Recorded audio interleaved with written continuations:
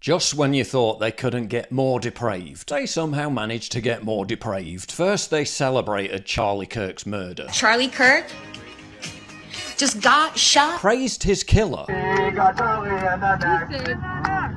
We got Charlie in the neck. Justified his murder by saying he probably deserved it. I will not ever feel bad when bad people get what the fuck they deserve. Continued to smear him as an extremist after he was murdered, but apparently that wasn't enough. Now they've launched a mammoth misinformation campaign, asserting that Kirk's killer was actually a Trump-supporting Christian conservative, because that makes perfect sense, doesn't it? Tyler Robinson, massive conservative, staunch Republican, big Trump supporter, decides to publicly assassinate Charlie Kirk, probably the most prominent Trump supporter in America. The man who perhaps over any other was instrumental in getting Trump re-elected. It's so patently fucking ridiculous. You don't think they'd have the brazen temerity to even try it. Oh, but they are. Told you all it was a Trump supporter. Straight cis white guy with conservative gun-loving parents. So Charlie Kirk's killer was a straight white cis Christian male from a Republican family. Wow. Charlie Kirk was killed by Tyler Robinson, a white Christian conservative male. Because nothing screams I'm a Christian conservative Republican Trump supporter than literally engraving Antifa slogans on your bullets. I think the clearest one that says catch fascist, there's not, and by the way, that's like catch like a ball, catch this. I think that speaks for itself. Oh, but there's no theme to the bullet casings. That there is no really chronic theme. A transgender furry meme. Hey Bella Ciao, a World War II anti-fascist song beloved by Antifa. There's no theme there though, the motive remains a total mystery. The bullet, hey fascist, catch. The left, this guy was clearly MAGA. MAGA may have been quick to point fingers at the left for Charlie Kirk's death, but Tyler Robinson's grandmother insists that they came from a family of Trump supporters. Tyler Robinson's parents, Matt Robinson and Amber Jones Robinson, are both confirmed to be registered Republicans. Oh, you mean the ones who literally turned him into the authorities? The ones who said he was an extreme leftist who vented his hatred towards conservatives and Kirk at a recent family dinner. Robinson's high school friend said he was a leftist. Pretty left on everything and had recently become more extremist in his leftist views. Another school friend said he was a weird Reddit kid. Reddit being a hysterically far-left forum. I went to school with this Tyler Robinson kid. I'll show y'all.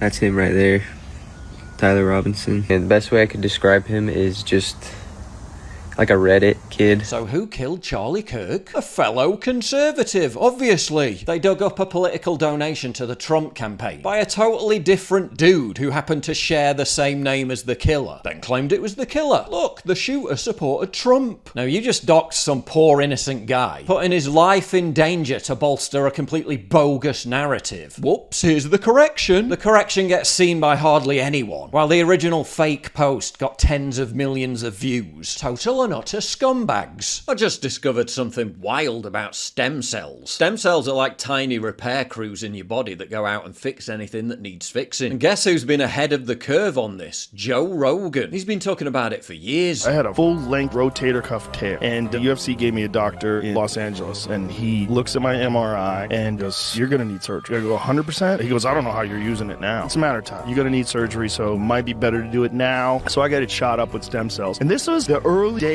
of stem cells in America where you could get away with more. That you gotta go to Mexico now again. But here's the crazy part. Most stem cell therapies are illegal in the US. Not because they're unsafe, not because they don't work, but because they work too well and that threatens big pharma. If you could heal your knees, fix your back, or recover from surgery without pills, insurance, or endless doctor's visits, what would happen to their profits? The FDA has blocked these treatments. People are forced to go overseas. But just one placenta stem cell injection can cost you $50,000. But here's what most people don't know. There's a natural way to support your own stem cell activity, and it comes from high flavanol cocoa. Harvard scientist Dr. William Lee backs this up. Studies have been done to show that the flavanols in cocoa stimulate stem cells to come out of your bone marrow like bees in a beehive in your bloodstream, and they go out and they find wherever it needs to be repaired. If it's in your heart, they'll fix it. If it's in your liver, they'll fix it. If it's in your skin, they'll fix it. That's right, dark chocolate. Flavanols are the good stuff found in cocoa beans, but they're usually destroyed during the chocolate making process. That's where Black Forest Supplements comes in. They've created the first ever high flavanol cocoa powder, packed with everything your body actually needs. And it's only 20 calories. This isn't regular cocoa, it's stem cell fuel. No sugar, 20 calories, mix it in with coffee or shakes. If you feel old, slow, or just a bit off, your lazy stem cells might be why. But this, it flips the switch. So you can get 40% off for 48 hours only. Link in description or pinned comment down below. Don't miss this one. Oh, but he wore a Trump costume for Halloween in 2017. Must mean he supported Trump. Yeah, he's literally on top of Trump like he's a hunting trophy. And his brother's dressed as a Trump hunter with a target on Trump's face. They're even photoshopping the killer wearing a Trump t-shirt and passing it off as a real image. They're even now claiming Robinson was a groiper. Oh yes, groipers. Not the biggest fans of Jews, are they? So they totally use the word fascist, literally engrave it on the bullet as an insult, wouldn't they? Oh, that makes perfect sense. They'll knowingly perpetuate every ghoulish lie under the sun to gaslight the less well-informed into believing the absolute opposite of reality, to cover up the fact that the killer was manifestly, provably a demented leftist, radicalized by their decade-long rhetorical campaign of dehumanizing everyone who doesn't share their every opinion as a fascist Nazi. Let me ask you tonight, do you think Donald Trump is a fascist? Yes, I do. This is what kicking the shit out of fascism looks like. Try to prevent the spread of the lawlessness and the fascist chaos that's been unleashed against us. So when we say Donald Trump is a fascist, fascism, a huge component of fascism is uniting racism, bigotry, a form of racist nationalism. We are now living in a fascist dictatorship.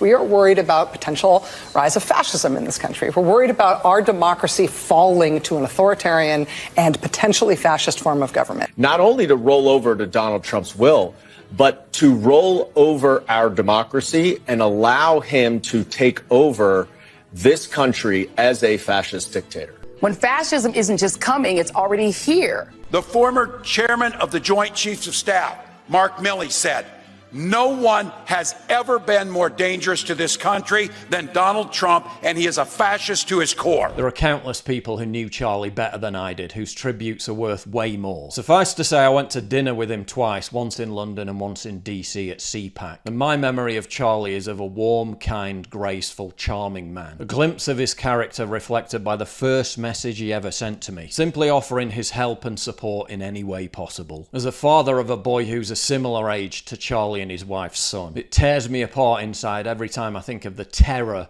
and the trauma that's been inflicted on his children. This depraved sickness of inciting, justifying, and celebrating political violence, violence of any kind, simply because you disagree with the sounds coming out of someone's mouth, must be completely eradicated from society if we're to maintain any kind of humanity as a species, and avoid a descent into animalistic barbarism that results in nothing less than rampant torment, suffering, and evil. Rest in peace, Charlie. Only in America is it possible to say, you know what, I don't like the way the country is going, and to do something about it. Take that risk. Take that leap of faith. Stay involved. Trust God and act obediently. Romans 12:2 verse. That God will use all things, for good for those who love him. It's bigger than you.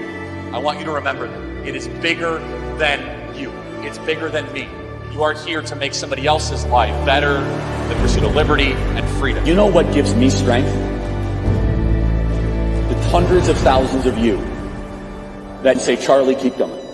1 Corinthians 5 and 15. So that's all pretty amazing evidence, not just intra-biblical evidence, but extra-biblical evidence that Jesus Christ was a real person. He lived a perfect life. He was crucified, died, and rose on the third day, and he is Lord and God of all.